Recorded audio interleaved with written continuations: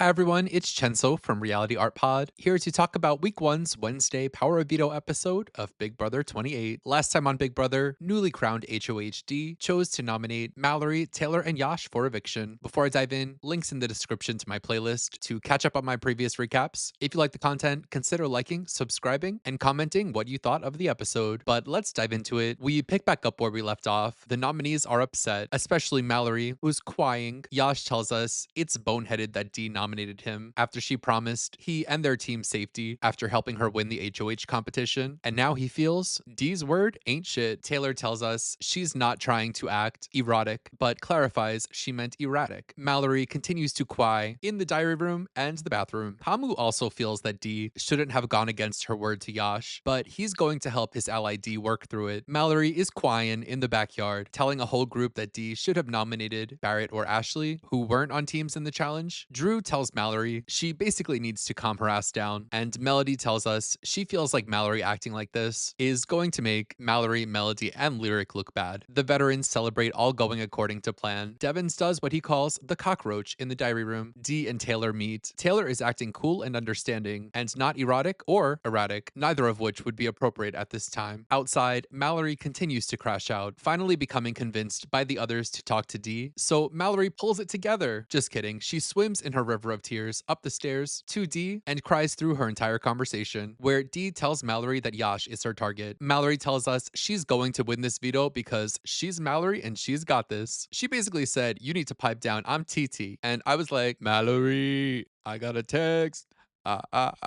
In the kitchen, Rome's making burgers, offering Ashley her first burger of all time. She enjoys it a lot. In the storage room, Melody and Lyric agree they need to distance themselves from Mallory, fearing that they're all going to go on the block together because of this. So these two go to Dee, complimenting Dee on her nominations and telling Dee they certainly do not have an alliance with Mallory. Dee is just feeling like Melody is lying. Dee knows they're really close to Mallory. Melody and Drew hang around upside down and make a final two alliance, even though Drew is concerned that Melody is so disloyal to her friends. He tells us he wants to use her to get information for his true alliance, the crossovers. Upstairs, Angela gets stuck in the bath. On the way out, her booty demolishes Dee's faucet. She's got a weapon of ass destruction. In the space pod, Rome and Lyric are romantically baby talking. Nothing Rome likes more than hearing Tommy Pickles whisper sweet nothings in his ear. It's time to pick players for the veto competition. Dee and her nominees will play alongside Pix Barrett, who is looking to redeem himself from his first competition, and Melody, who tells us she's an only child, so she's always thinking of herself. Mallory asks Barrett to use the veto on her. He tells us he does not want to use the veto and would feel guilty winning. Yash finally reminds Dee that she promised him safety. She tells us and him that she doesn't even remember saying that. Why didn't anyone bring that up to her before nominations? No one on the team brought it up. I find that hard to believe. Mallory asks Melody if she'll save Mallory with the veto, but Melody can't commit, telling Mallory she doesn't want to save Mallory just to put Lyric at risk. Mallory is annoyed, but she's motivated and she's gonna win that veto because, again, she's Mallory, pipe down. Angela tells a story of she and Howie getting down on the dance floor on the Big Brother cruise, and what do you know? BB All-Star Howie teleports into the house. Angela is into Howie. Seems like he's her hall pass. Howie has come from the future. Turns out he's Howie's descendant, telling the house guests tales of his age-old family rivalry with Dr. Will, showing us that in the future, they live in Will World, and Will has created Will Tox, an injection that gives you immortality. Give me some of that good shit. Turns out, Will really stole the time machine in the present, went to the future, and stole some technology. So the house guests go to the future, to Will World, where evil Dr. Will is turning up the price on Will Tox with his Willflation. Howie tells them to end Will. They need to connect their tubes into a pipeline and hit their switch. The first player to connect their tubes will win the power of veto, so they get started. This looks like a lot of fun. Mallory is explaining the competition to us in rocket scientist jargon, talking about all kinds of 45-degree angles and whatnot. Mallory is really running this challenge like the Navy. At any given time, you can see her in the background with a perfect pipeline, as literally everyone else sucks at this. Dee is the worst. It seems she's not even able to get one piece the whole time. In the end, Mallory wins the power of veto and ends Will's reign of terror, sending Will back to the present and leaving Howie in the future to thrive in a world where Dr. Will has now likely become a martyr. In the present, Dee Dee now has to come up with a replacement nominee, telling us she's deciding between disloyal, selfish Melody and the Hamburglar Ashley, who Dee says she's been considering all week. Mallory is feeling herself. She won that veto like she knew she would. Her parents would not have named her Mallory if she wasn't going to win that veto. Melody and Ashley open up to Haley about being scared of nomination. Haley laughs at their expense in the diary room, saying, "Y'all may be nominated, but not me."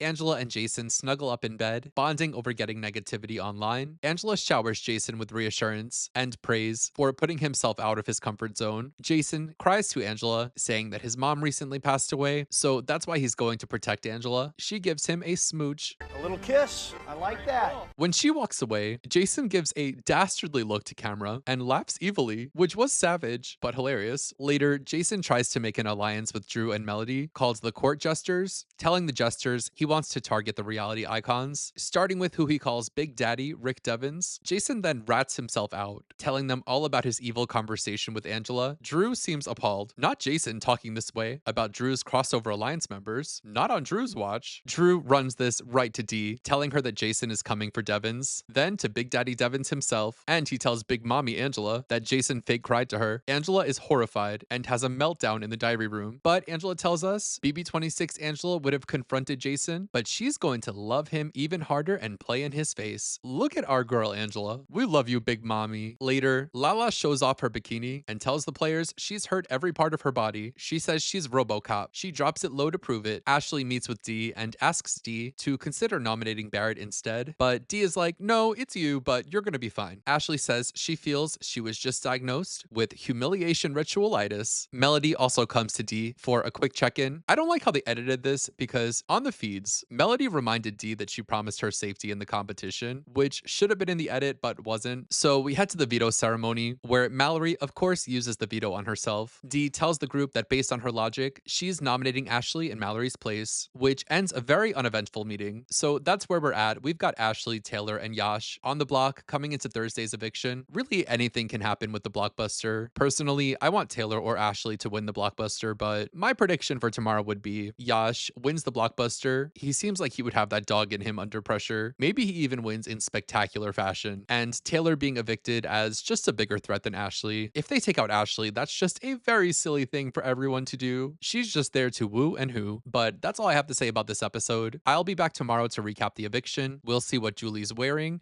I think she'll be wearing something frilly and girly, maybe flowers. We'll have an eviction and hopefully a live HOH competition. At this point, I'd be interested in seeing one of those three girls, Mallory, Melody, or Lyric, winning HOH. Something about not breaking them up, only for them to be right in power, is poetic to me. Plus, I need to see Haley, Kamu, and Chuck on the block. And what a snooze fest it would be if one of those three won HOH. No! Following the Thursday show, I'll publish my week 1 play rankings. If you like this video, consider liking and subscribing, and let me know in the comments what you thought of the episode and what are your predictions for tomorrow night. Until next time, you know where to find me. Bye!